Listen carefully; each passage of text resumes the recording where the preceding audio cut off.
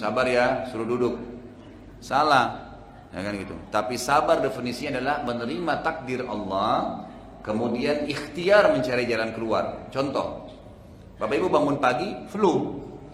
Yang paling pertama, sabar. Apa itu sabar? Terima dulu takdirnya Allah. Allah sudah uji saya dengan penyakit. Karena biar kita ngamuk-ngamuk, penyakitnya tetap sudah ada, gitu kan?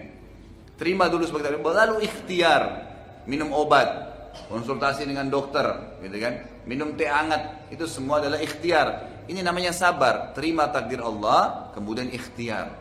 Ada masalah dalam rumah tangga, baik. Ini cobaan Allah datangkan. Sabar. Bagaimana sabar? Terima sebagai takdir Allah, lalu ikhtiar memperbaiki. Coba, kan gitu. Itu namanya sabar. Dan ini dikatakan wasbir ala ma asabak. Ini dari dulu.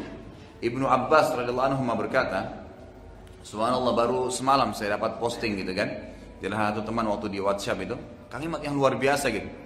Dia mengatakan, ya, pada saat kau sedang keluhkan permasalahanmu dengan Allah, waktu musibah datang, mungkin kau menangis, tapi kau masih bisa tidur.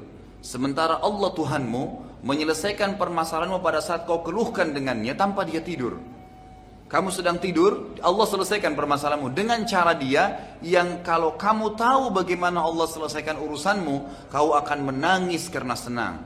Gitu kan? Allah SWT tidak biarkan diselesaikan oleh Allah Azza wa Jalla, tapi dengan caranya Allah. Dengan caranya Allah SWT. Mungkin kita berharap cepat, tapi Allah tundain 3-4 hari kemudian, sebulan kemudian.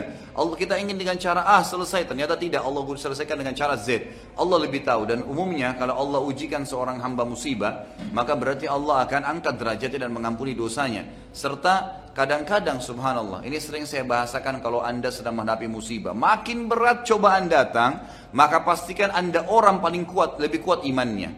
Karena kata Nabi SAW sudah jelas, semua dalam hadis Bukhari, semua nabi-nabi cobaannya paling berat. Kemudian datang orang-orang yang beriman, tingkatannya mendekati Nabi, kemudian terusnya begitu. Artinya orang yang paling berat ya, cobaannya adalah orang yang paling tinggi imannya, gitu kan? Orang yang paling tinggi imannya. Jadi kalau cobaan makin besar, jangan bilang, aduh besarnya cobaan kepada saya. Enggak, alhamdulillah, berarti saya orang dekat dengan Allah Subhanahu Wa Taala.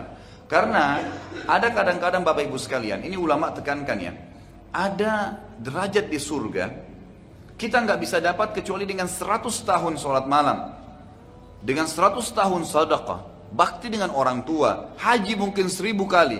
Kita nggak bisa. Umur kita cuma 60 misalnya, sholat tahajudnya harus 100 tahun. Umur kita cuma 60, mungkin dari 60 cuma 10 tahun kita tahajud. Masih butuh 90 tahun tahajud untuk sampai ke derajat itu. Fasilitas itu di surga, dari dayang-dayangnya, dari istananya, dari fasilitasnya semua. Tapi Allah mau kita sampai di situ. Bagaimana caranya? Allah uji kita dengan penyakit 10 tahun. 10 tahun nutupin yang 90 tahun kurang tadi. Sabar. Nggak masalah, gitu kan? Kalau saya sering bahasakan itu, kalau ada tulisan saya judulnya, musibah, kenali sebabnya, nikmati prosesnya. Insya Allah akan terbit nanti tahun depan buku itu. Saya sudah tulis dan insya Allah sudah 80% selesai gitu. Itu saya tuliskan musibah, kenali sebabnya, gitu kan? Dan nikmati prosesnya, nikmatin aja. Nggak usah keluh kesah, karena keluh kesah tetap tidak akan menyelesaikan masalah. Kata Umar radhiyallahu anhu, orang yang tertimpa musibah dan dia bisa terima sebagai takdirnya Allah, lalu dia sabar menjalaninya, maka dia akan menikmati, maka dia akan menjalani proses ya musibah itu dalam keadaan tenang dan dia akan menikmatinya. Artinya sakit ya sudah diterima, karena biar kita keluh kesah tidak bisa, dan pahalanya akan maksimal. Dengan ada orang kena musibah tapi keluh kesah, dia susah lalui, tidak ada pahalanya, nggak ada yang didapat sama dia. Maka sabar. Inna dzalika min azmil umur. Kata Luqman, sesungguhnya itu adalah hal-hal yang pasti terjadi. Allah sudah jadikan sebagai sunnatullah. Azmil umur pasti terjadi, nggak mungkin tidak. Semua orang akan diuji oleh Allah Subhanahu Wa Taala, gitu kan? Tapi tergantung dengan kadar imannya, Sebagian salaful ummah dari tabi'in, kalau mereka sebulan tidak sakit, mereka langsung beristighfar kepada Allah. Gitu. Kalau nggak sakit gitu, sampai ada di antara mereka kadang-kadang kalau jalan kesentuh kakinya batu, beristighfar kepada Allah dan mengatakan alhamdulillah, Allah sudah membersihkan dengan ini dosa saya. Sampai seperti itu. Mereka mau minum terlambat airnya, alhamdulillah. Cobaan datang, berarti ini akan mengampuni dosa-dosa saya. Ada derajat yang saya akan dapat di surga yang tidak bisa dijangkau kecuali dengan ini. Sedikit ada masalah, sedikit ada kekurangan harta, sedikit ada kekurangan, ada masalah penyakit, ada cobaan, gak masalah. Ada orang utang gak bayar, sabar aja, gitu kan? Sambil ikhtiar, gitu kan? Sambil ikhtiar. Ingat, sabar bukan duduk manis. Tagih dia, ikhtiar, tapi terima sebagai cobaan dari Allah. Jangan gara-gara orang utang 100 ribu kita sudah sakit sebulan, gitu kan? Ya. Tapi coba kita ikhtiar, oh berarti Allah lagi coba saya. Bukankah Nabi SAW mengatakan apa dalam hadis yang sahih riwayat Bukhari? Siapa yang menghutangkan sesuatu pada orang, kemudian belum terbayar, maka sama dia bersedekah setengah dari utang itu.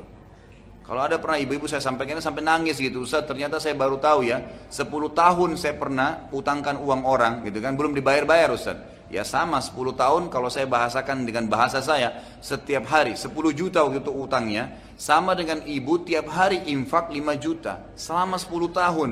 Berapa banyak pahala yang didapatin gitu. Makanya fahami dengan ilmu, maka kita akan bisa melalui kehidupan ini gitu. Itu pasti dari azmul umur. Tidak ada yang sia-sia dalam Islam, tidak ada yang sia-sia di dalam Islam. Jadi sabarlah, ya. Wasbir ala ma asabak. Sabar. Ibnu Abbas berkata radhiyallahu anhuma, dalam statement sabar ini, beliau mengatakan yang saya dapat posting semalam ya.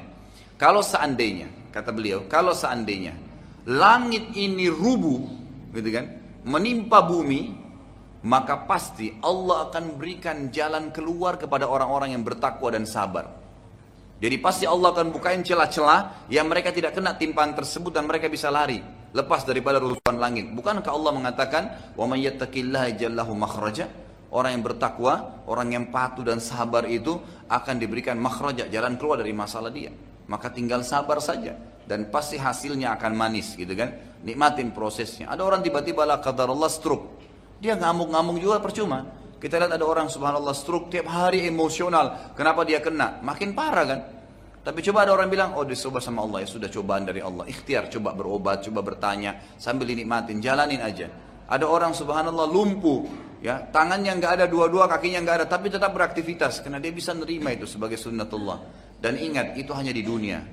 Setelah di akhirat nanti orang yang lumpuh di dunia, orang yang patah tangannya, orang yang buta matanya kembali semua sempurna di akhirat dan dia akan mendapatkan yang terbaik dari apa yang telah dicobakan kepada dia. Jadi sabar gitu kan. Sabar insya Allah akan ada, pasti ada titik temunya, yakin Allah bersama kita.